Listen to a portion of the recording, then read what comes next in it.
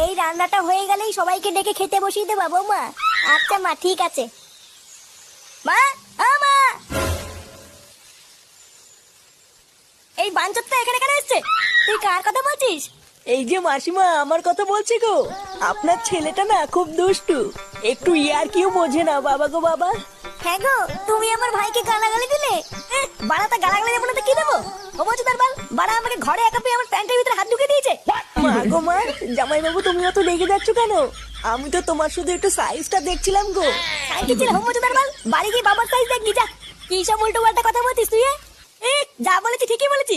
লেওরা আজকে প্যান্টের ভিতরে হাত ঢুকে দিচ্ছে, কালকে তো বলবে হালকা করে পুঙাও মেরে দাও। এই কি হয়েছে রে? এত চেঁচামেচি কিসের?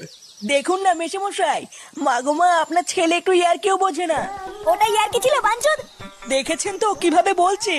দেখো মা, আমি কিন্তু বলে দিচ্ছি, এই চুদির ভাই যদি বাড়িতে থাকে আমি কিন্তু বাড়ি থাকবো না, বলে দিলাম। চোরে বাচ্চা, তুই ঘর থেকে বেরিয়ে যা। আমরা কোনো কাজকর্মের বেলায় নেই, কোনো রোজগার পাতি নেই, আবার বড় বড় কথা। ও বাড়া, মায়ের থেকে মাসির দরদ বেশি, তাই তো? বাড়া এখন তো দেখছি আমার থেকে এই বাড়িতে হোমোচোদার দাম বেশি। লেওরা যেদিন এই হোমোচোদাটা তোমার ধুতির ভিতরে হাত ঢুকিয়ে নেয়ানারি করবে সেদিন বুঝবা বালের এই বাড়িতে আমার কোনো দামই নেই।